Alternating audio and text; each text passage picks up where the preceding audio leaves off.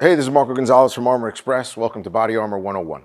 What are our ballistic threats? When it comes to soft armor, the National Institute of Justice has defined level 2 or level 3A. These are pistol caliber round munitions only. We'll get into rifle plates and rifle threats later on.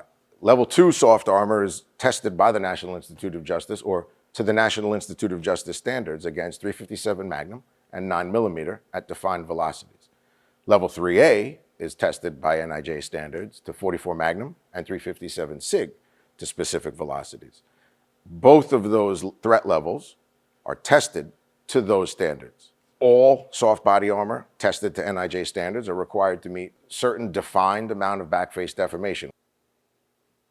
Backface deformation is the amount of distance or the size of the impression trapped in clay in the laboratory that a soft ballistic pad leaves after it's impacted by the particular munition that is required to withstand.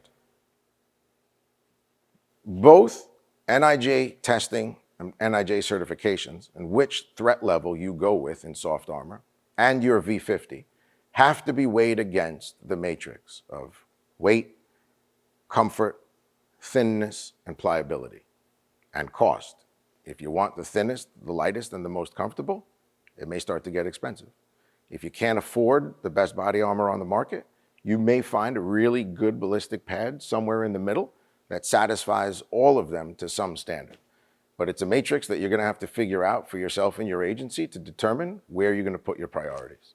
If you're shopping for rifle plates, keep in mind that currently the National Institute of Justice only certifies rifle plates to 2 threat levels. Level 3 is tested or certified using 7.62 by 51mm ammunition, 7.62 NATO. Level 4 rifle plates are tested and certified using 30-06 armor-piercing or 30 caliber M2 armor-piercing ammunition. If you want to make certain that your rifle plates are going to protect your end users to any cartridge, any round other than those tested or specified in the NIJ standard, reach out to a reputable armor dealer and ask them for the rounds and the cartridges that they tested and certified internally their rifle plates to. If you're hearing terminology like 3+, 3++, or 3 special threat, keep in mind NIJ does not have a defined standard for any plus product or special threat product.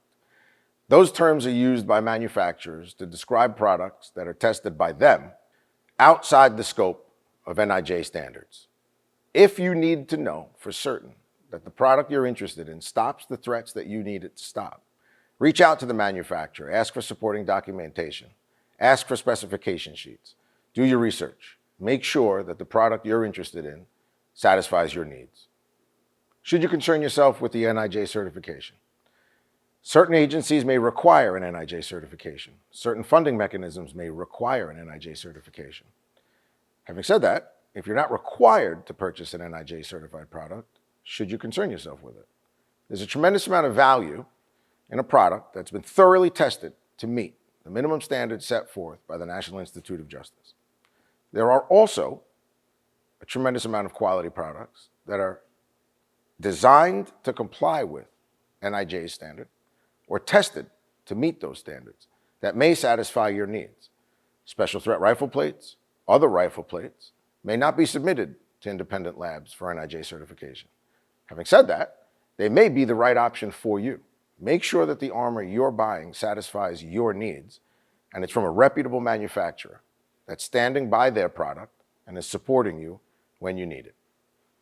Should you spend a little bit more for a little bit better vest? Better is going to be subjective. How do you define it? Is it more money for a lighter vest? Is it more money for a more comfortable vest? Is it more money for a vest that protects you against more threats? That's going to be subjective. It can only be defined by you, the end user. But keep in mind what the cost of a heavy, uncomfortable, thick vest is going to be on your police officers out there who are working 8, 10, 12, and 14-hour shifts. That's a difficult metric to measure, but it's an important one. So should you spend a little bit more for better? You should certainly consider it. It's a 5-year product. So whatever the cost increase is going to be should be spread out over those 5 years. And you should consider what the end result is of buying an inferior product when human life is weighed in the balance. When should you wear your body armor? That's a difficult question to answer. What's your job? What's your function? What's your role? The easy answer is whenever you think you need it. If you think you need your body armor, you do. You don't want to be the person to go out the door and think, should I grab my vest, not grab it, and realize that you needed it. The old adage is it's better to have it and not need it than to need it and not have it. Wear your body armor all the time. The vest that you're wearing, whether it's level 2, level 3A, or rifle plates, are 1,000 times better than the vest that you're not. Stay safe out there. Gear up.